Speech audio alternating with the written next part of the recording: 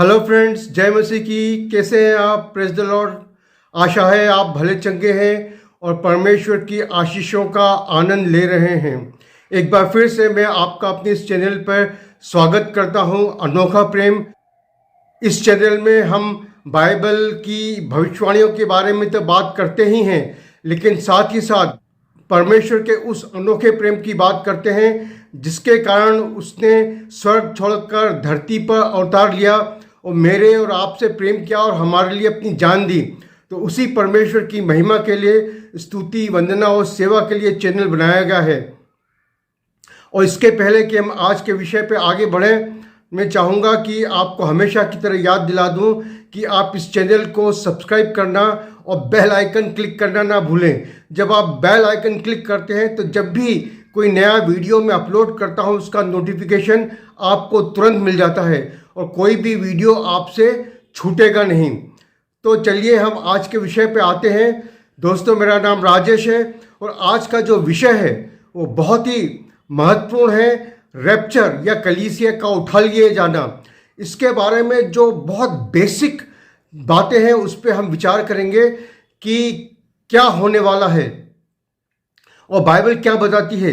Bible ये बड़ी सफाई से बताती है कि परमेश्वर अपने लोगों से, अपनी मंडली से प्रेम करता है और इसके पहले कि 7 साल का क्लेश और महाक्लेश का समय इस पृथ्वी पर आए, वो अपनी कलीसिया को, अपनी दुल्हन को, अपनी मंडली को, अपने चर्च को इस पृथ्वी पर से उठा लेगा और इसी कलीसिया का उठा लिया जाना ही रैप्चर कहलाता है। अब रैप्चर शब्द बाइबल के अंग्रेजी संस्करण में नहीं है, लेकिन ये लैटिन में जो एक बाइबल है उसमें जो शब्द है कलीसिया का उठा लिया जाना, उसमें रेपियर वर्ड यूज किया है और उस लैटिन वर्ड से ही रैप्चर शब्द आया है।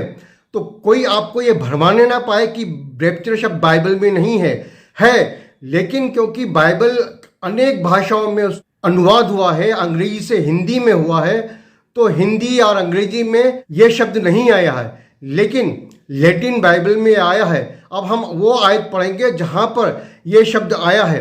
अगर आप मेरे साथ खोलें पहला थिस्सलुनीकियों उसका 4था अध्याय,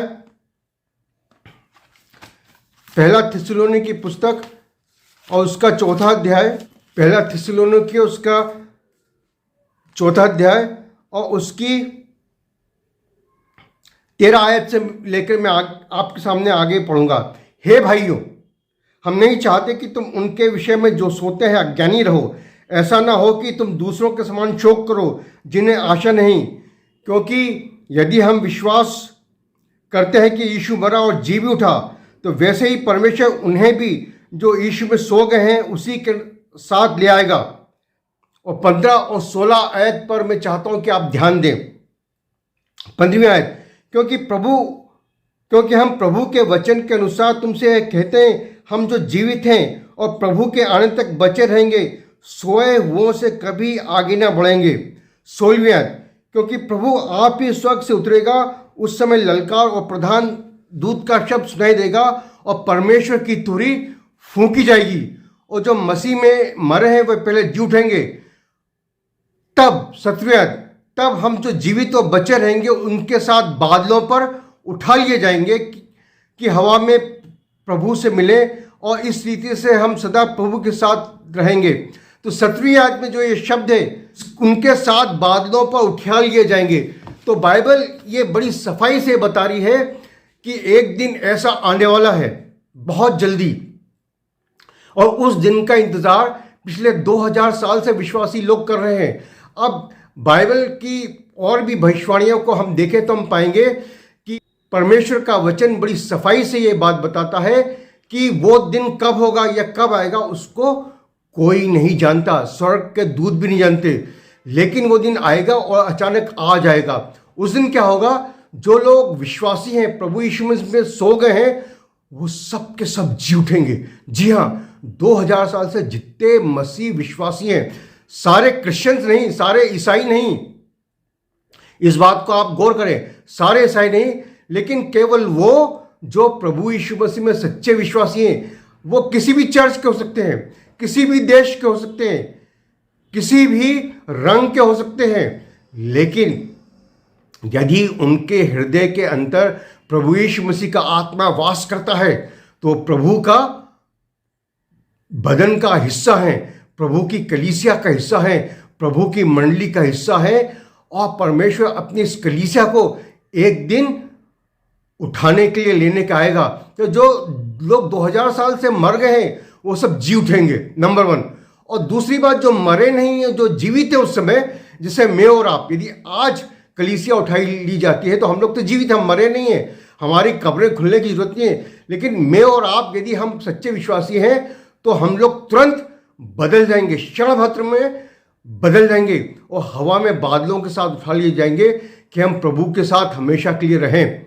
और ये कब होगा, ये कैसे होगा, इसके बारे में पौलुस एक आयत और देता है।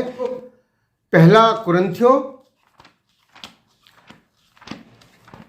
और उसका 15वां अध्याय, पहला कुरिन्थियों उसका 15वां अध्याय और उसकी 51वीं आयत हम पढ़ेंगे। पहला कुरिन्थियों उसका 15वां अध्याय और उसकी 51वीं आयत। देखो, मैं तुमसे भेद की बात कहता हूं, हम सब नहीं सोएंगे परंतु सब बदल जाएंगे। 52वीं आयत। और ये क्षण भर में पलक मारते ही अंतिम तुरही फूकते ही होगा, क्योंकि तुरही फूकी जाएगी और मुर्दे अविनाशी दशा में उठाए जाएंगे और हम बदल जाएंगे। तो यहाँ एक बार और पौलुस से कहता है कि हम लोग अचानक से अंतिम तुरही जब फूकी जाएगी तब हम बदल जाएंगे। जो मुर्दे हैं वो तो अविनाशी दशा में उठा लिए जाएंगे, जीवित हो जाएंगे, और हम जो बचे हैं, जो जीवित हैं, वो बदल जाएंगे। और पौलुस कहता है 51वीं आयत में, ये एक भेद की बात है। हाँ, ये ओपन बात नहीं है, बहुत अधिक इसके बारे में पुराने नियम में और नए नियम में बहुत सारे लोगों ने नहीं कहा, केवल प्रभु यीशु मसीह ने कहा। और ये भेद जो रैप्चर का है, कलीसिया के उठा लिए जाने का है, वो पौलुस के ऊपर प्रकट हुआ। अब बहुत सारे लोग कहते हैं साहब रैप्चर कहाँ है, उसकी कोई एक आयत बताओ कि हम उठा लिए जाएंगे, ये होगा वो होगा। तो ये 2 आयतें हैं, पहला थिस्सलुनीके उसका 4था अध्याय उसकी 17वीं आयत और पहला कुरिन्थियों उसका 15वां अध्याय उसकी 51वीं और 12वीं आयत। यहाँ पर स्पष्ट लिखा है कि जो मुर्दे हैं वो जी उठेंगे और जो जीवित हैं वो बदल जाएंगे और कलीसिया उठा ली जाएगी। और यदि हम प्रभु यीशु मसीह के सुसमाचारों में देखें तो कई बार प्रभु यीशु मसीह ने हर जगह कहा है कि अचानक एक दिन लोग उठा लिए जाएंगे और हम बदल जाएंगे। दोस्तों, ये बहुत ही सुंदर एक दिन आने वाला है। हो सकता है ये आज हो सकता है ये कल हो सकता है ये इस हफ्ते या अगले महीने या अगले साल। कब होगा कोई नहीं जानता, लेकिन ये अवश्य होने वाला है। एक दिन आएगा, कलीसिया उठा ली जाएगी और कलीसिया उठा लेने के बाद कुछ समय बाद 7 साल का क्लेश और महाक्लेश का समय आएगा। अब कई लोग कहते हैं कि साहब क्लेश और महाक्लेश के बाद रैप्चर होगा। वो बिल्कुल गलत बोलते हैं, उनके बहकावे में आप कतई नहीं आए। कलीसिया पहले उठा ली जाएगी और उसके बाद 7 साल का क्लेश और महाक्लेश का समय आएगा और एंटी क्राइस्ट या 666 का शासन पूरी दुनिया में होगा और सबसे अपनी पूजा कराएगा। तो समय अभी है, मेरे और आपके पास मौका अभी है। अभी हम प्रभु यीशु मसीह पर विश्वास करें और उसको अपना जीवन दें और अपने पापों की क्षमा मांगें और आने वाले क्लेश और महाक्लेश से बच जाएं। हे मेरे दोस्त, हे प्यारे भाई और बहन, क्या आप अपने पापों में खोए हुए हैं? क्या आप भटके हुए हैं? क्या आप शांति और आनंद की तलाश में हैं?